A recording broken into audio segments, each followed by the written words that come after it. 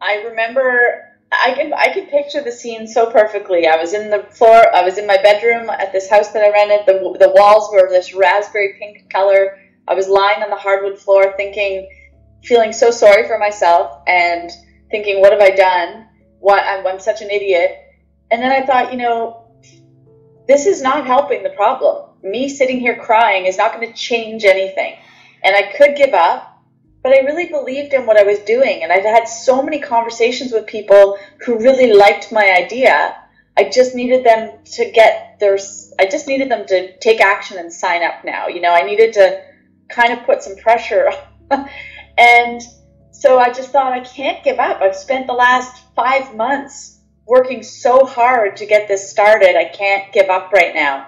And so I just decided to stop crying. And, I've always been told I'm a never give up kind of girl. If I really believe in something, it's just not my nature to be a quitter. I will find a way. If I really believe in something, my team will often laugh at me. And they say one of my superpowers, I guess, is when someone puts up a hurdle or a wall, I find a way around it or through it. I'm not, if I really believe in something, I'm just not going to give up that easily, so.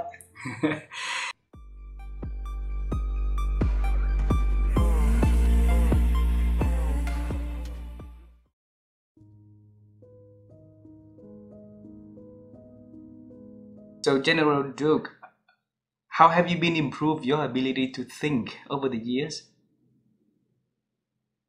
I think with more knowledge that you get, and the older you get more maturity, and you can analyze situations more rationally than now I can see that happens to me in my life as I've gotten maturity and more experience, and I can relate these experiences to my present experience and apply the lessons that I've tried to learn in the past.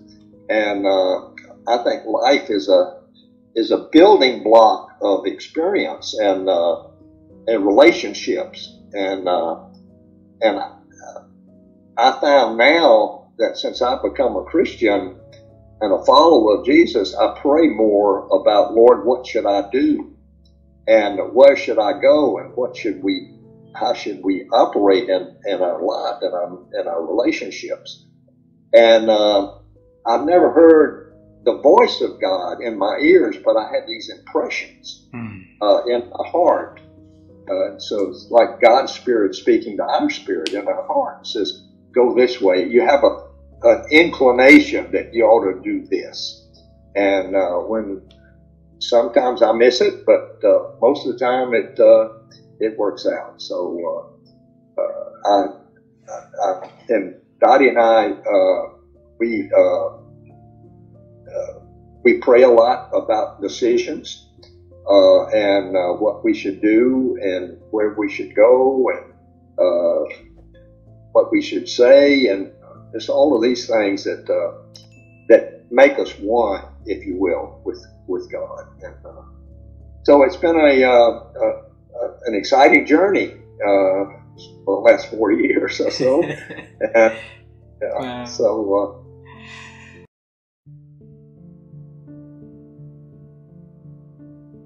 Well, that happened as part of my graduate studies. So sometimes one door closes and another door opens up, right? So when I finished my undergraduate studies, I knew I wanted to go on for a PhD.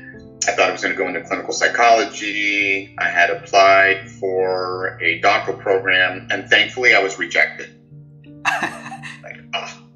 What do I do now? I say, thankfully I was rejected, because I had to step back and say, okay, that didn't work out. So what are my other options? What else might I do? And I knew I wanted to go on for continued studies in the field of creativity. So I thought, okay, well, that PhD in clinical psychology, that didn't work out. Well, I'm interested in creativity. Let me do my master's degree then, and then I'll attempt to get into a PhD program after doing a master's degree. So I chose to do my Master of Science degree in creativity and change leadership at Buffalo State. So while I was doing my master's degree, I had the chance to teach, and I had never taught before. Part of the degree was to teach an undergraduate class. So as a graduate student, you taught an undergraduate class. And that I connected to a passion that I didn't even realize I had, right? So this is why it's always important to continue to explore and try new experiences, because we don't know sometimes until we get there that we have a skill at something, or we have an interest in something until we try something new. That's why I fell in love with sharing my knowledge with others and seeing other people get turned on by their creativity, who are then transformed as a result of the power of teaching. And so it was that experience when something new occurred to me.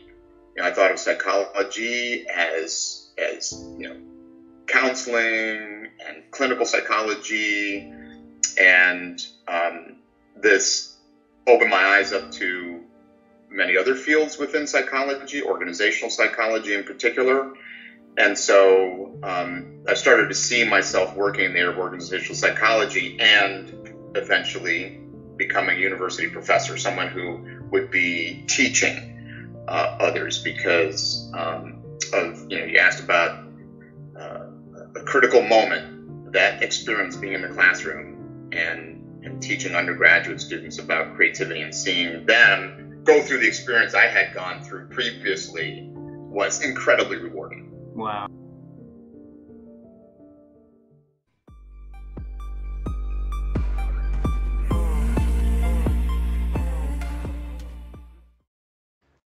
Well, you know, you mentioned your daughter studying psychology. Yes. I'm a big supporter and proponent of therapy, and that helps open your mind. Along the way, and that's part of the book too, that once you hit 9 years old, your soul gets chipped from the world. The reality hits in, it becomes harder to become pure. Until 9 years old, you're very, very mostly pure soul. And so as we get older, we get chipped away. And then it clouds our vision. It's like a car going, an older car, the headlights get so fogged up from being so old and so long and not clean. Therapy will clean all that stuff out in you, give you a lot more clarity. We'll get rid of the things that are holding you back. And the highest level of that would be psychoanalysis, where you go very, very deep into your mind, and you just get a lot of clarity. And once you get clarity, it really is the difference between a cloudy sky and a perfectly blue sky. You can see things you couldn't see before that were holding you back. Some of us are sadly are so at that point damaged or chipped or whatever that they become addicts or alcoholics. I'm not even talking about them. I'm talking about each one of us as individuals can benefit from opening ourselves up through clarity, through therapy, from a licensed professional who's able to get in there. Not your friend, not your wife, but a licensed professional that can really clear out your mind so that you can be even more successful and do what you want to do. Beautiful.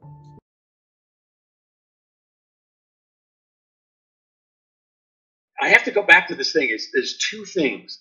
One is this driving curiosity. I mean, it's why I end up starting research projects now, when most people would say, hell, you should have been retired 10 years ago. What are you doing starting new research projects? Because it always takes 3 to 5 years to do a research project and then a few years to get it published. But I'm still curious about certain things. And the other is this belief that we can make our lives and the lives of others around us better. Beautiful.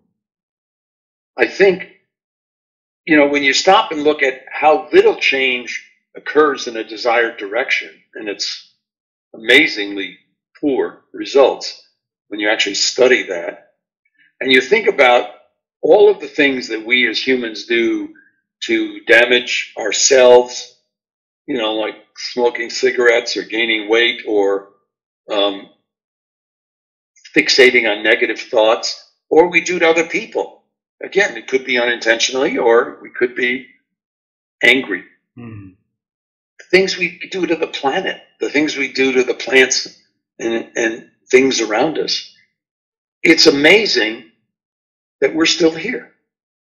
And not only are we still here, but if you actually study, and this varies by culture, but if you actually study, are people's lives better today than 40 years ago or 30 years ago? The answer is almost completely yes, in terms of square footage of where they live, in terms of caloric intake and their access to food, in terms of healthcare. That's why in most social classes, in most countries and cultures of the world, people are living longer. I mean, we haven't eliminated the germs. What we've done is found ways to battle them. So you look at all these things, and by all of these measures, and this, I mean, you and I are, 8,000 miles apart right now? Something like that? And we're having this conversation about ideas of mutual interest. We've never met. And yet, I'm enjoying your questions. I don't know I hope you're enjoying my answers, but I do. But we're having a conversation that seems to be of interest to both of us. That wasn't possible even 40 years ago. I mean, a smartphone started in 2007. The internet didn't become accessible to most of us till somewhere in the late 90s. And you stop and say, okay, well, back in those days, it was the telephone or the newspaper or the radio, a little bit of the TV, but that was slower. And you stop and say, oh my God, so I look at all of that and I say, yes, there are a lot of things that are wrong that we have to work on and fix. But we're still here. We're still here. And we're still here and doing better than ever before, not for every person, but for more of us than ever before. A higher percentage of the population of the earth does not live under horrendous life-threatening conditions as they did 100 years ago or 200 years ago. True. So you put all that together, and why? It's because as humans, we're very innovative and adaptive.